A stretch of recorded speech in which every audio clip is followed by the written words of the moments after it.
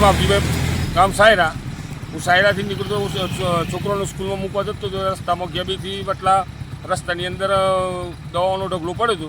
તો આ કોઈ છોકરું બોકરું કોઈ ઢોર બોર મોઢામાં ગાલા શું દશે આવે એમની અંદર કચરા હોય નાખી દે રોડ ઉપર.